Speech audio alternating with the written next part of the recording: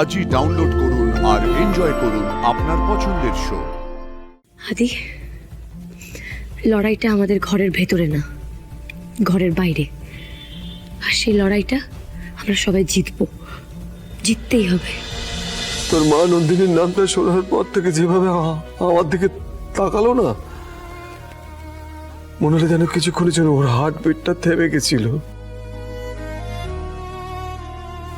ও এখনো আমাকে বিশ্বাস করে না, জানিস তো? ও এখনো আমাকে বিশ্বাস করে না। বাবা, সেই অবিশ্বাসের জায়গাটা আর নেই, কিন্তু কিন্তুটা তো আছে, তাই না? তাই তো তুই সেই একই প্রশ্নটা আমায় করলি।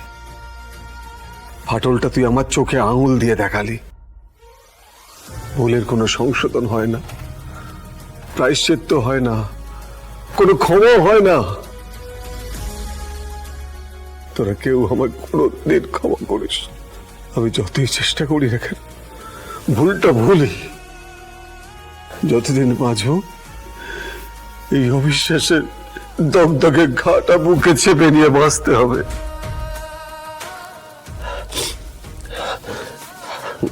না বাবা, না না। আমি তোদেরকে খুব ভালোবাসি রে বাবা, তোরাই আমার জীবন।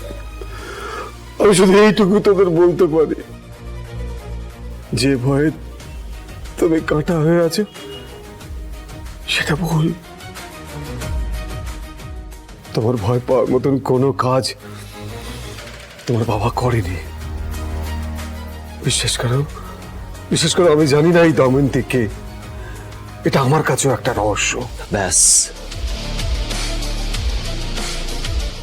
আর কিচ্ছু বলতে হবে না। এবার গোটা পৃথিবীর সঙ্গে আমি লড়ে নেব। লড়াই করে কিছু হয় না রে আদি। আমি এই বয়সে এসে প্রতি মুহূর্তে সেটা টের পাচ্ছি। যেমন কর্ম তা তেমন ফল। আমার কর্মের ফল আমাকে ভোগ না করে আমার মুক্তি নেই রে, মুক্তি নেই। আমি তোর মাকে ঠকিয়েছি। বাবা প্লিজ, বাবা বাবা থাক না, থাক না বাবা। এখন তো ভালো আছি আমরা, এখন ভালো আছি। আমার জন্য তোমার মা অন্তর থেকে কষ্ট পেয়েছে। তুমি কি ভেবেছো আমাকে ঠকতে হবে না? আমাকেও ঠকতে হবে, আমাকেও এই আগুনে পড়তে হবে। আমি তোমার কাছে কি করে বলবো? বাবা তো, আমি বাবা একজন। ঠিক আছে, ঠিক আছে, ঠিক আছে। বললে যদি তোমার হালকা লাগে তাহলে বলো, আমি শুনছি। বলা যায় না, বলা যায় না। নিজের ছেলের কাছে এগুলো বলা যায় না। আমি লজ্জায় মিশে যাচ্ছি। তবু এটা তো সত্যি, নন্দিনী আমাকে ঠকিয়েছে। যে সময় আমাকে বলতো আমি ওর সব, ধ্যান জ্ঞান জীবন, আমি ওর ভালো।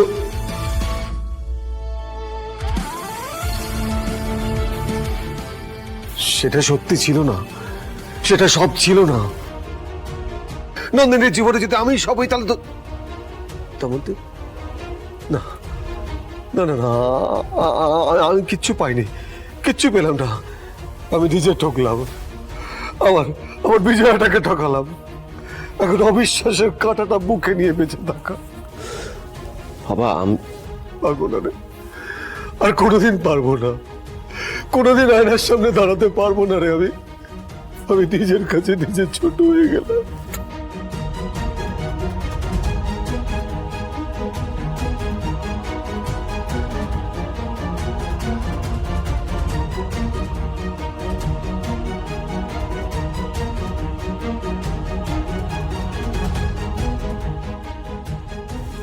আদি, হে আদি,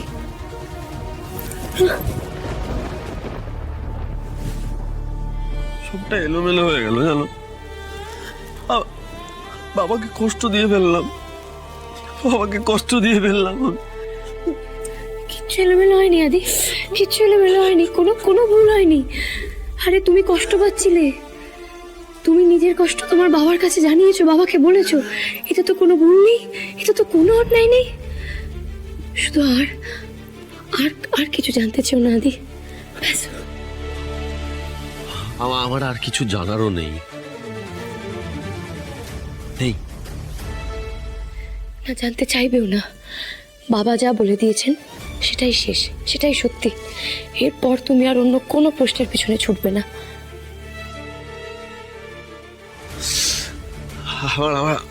আমার আর কোনো প্রশ্নের পেছনে ছোটার জন্য শক্তিও নেই, আর ক্ষমতাও নেই। আমি শুধু এই বাড়িটা নিয়ে, এই সংসারটা নিয়ে, তোমাদের নিয়ে আমি শুধু বাকি জীবনটা কাটাতে চাই, ব্যাস। আর কিচ্ছু চাই না, বিশ্বাস করো। আমরা থাকবো তো আদি, আমরা সবাই একসাথেই থাকবো। আমরা একসাথে আছিও তো, আমরা ভালো আছি, আমাদের সম্পর্কগুলো মজবুত আছে। শুধু এখন আমাদের সবাইকে একে অপরের পাশে আরো শক্ত হয়ে থাকতে হবে আদি। দরজার বাইরে অনেক বড় একটা ঝড় দাঁড়িয়ে আছে। ঝড়ই তো বটে। এই নন্দিনী নামটা এই বাড়ির জন্য কত বড় ঝড়, সেটা আমাদের থেকে ভালো আর কে জানে।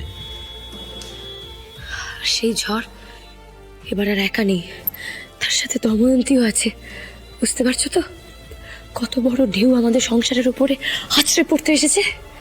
না না না না, এবারে না আমাদের প্রত্যেককে শক্ত করে হাতে হাত ধরে থাকতে হবে, জানো তো, হাত ধরে থাকতে হবে। থাকবো তো আদি, আমরা সবাই একে অপরের পাশে থাকবো, শক্ত হয়ে থাকবো, একজোট হয়ে থাকবো। নন্দিনী ম্যাডাম তো বরাবর এটাই চেয়েছেন, আমরা সবাই আলাদা হয়ে যাই, আমরা সবাই একে অপরের মুখ দেখা বন্ধ করে দিই।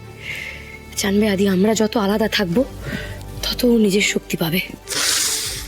শক্তি? হ্যাঁ, শক্তি। আজ আমি আমার বাবার সঙ্গে কথা বলে নিয়েছি, আমার বিশ্বাস আর কেউ ভাঙতে পারবে না, কেউ না। জানো জানো আনন্দী, আমি না আজকে বাবার চোখে জল দেখেছি। দেখো, পৃথিবীর যাই হয়ে যাক, ওই চোখের জলটা তো ওটা মিথ্যে হতে পারে না, তাই না? হ্যাঁ বলো, মিথ্যে হতে পারে না। আদি, লড়াইটা আমাদের ঘরের ভেতরে না, ঘরের বাইরে। আর সেই লড়াইটা আমরা সবাই জিতবো, জিততেই হবে। এখন রেস্ট নেবে, চলো।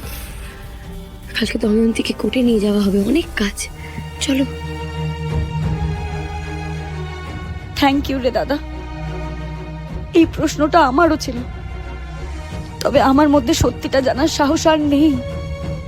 আর কতবার ভাঙবো? তুই যে সাহস করে বাবাকে প্রশ্নটা করলি, তাতে আমিও একটু শান্তি পেলাম।